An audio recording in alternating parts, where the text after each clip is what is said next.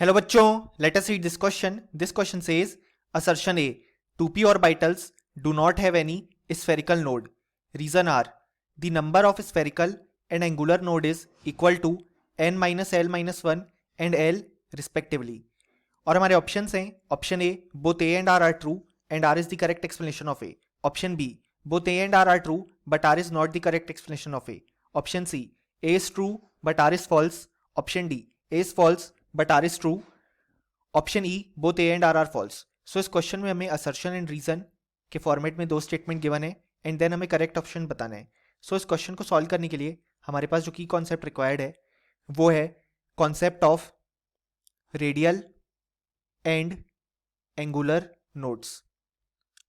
सो यहाँ पे जो नोड्स होते हैं वो हमारे पास रिप्रेजेंट करते हैं regions where the electron density is zero, यानी कि ऐसे रीजन जहाँ पे इलेक्ट्रॉन डेंसिटी जीरो होती है. अब नोड्स दो टाइप के होते हैं. पहला होता है रेडियल और स्फेरिकल नोड्स, जिनको कैलकुलेट करने का फॉर्मूला होता है n माइनस एल माइनस 1, जहाँ पे n डिनोट करता है प्रिंसिपल क्वांटम नंबर को, l डिनोट करता है एजीम्यूथल क्वांटम नंबर को.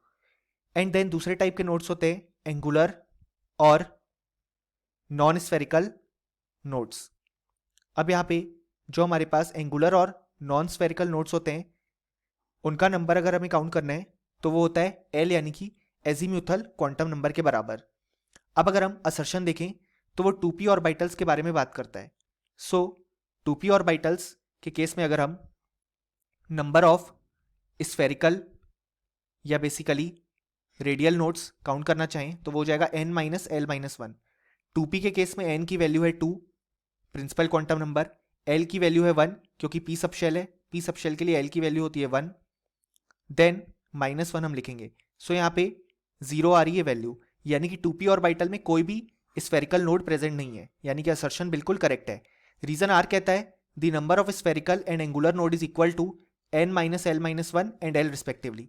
ये भी बिल्कुल करेक्ट है जैसा कि हमने यहाँ पे अपने एक्सप्लेनेशन में देखा, और जो रीजन है वो बिल्कुल करेक्टली एक्सप्लेन कर रहा है असर्शन को. सो जो करेक्ट आंसर होगा वो होगा option A, that is both A and R true and R is the correct explanation of A.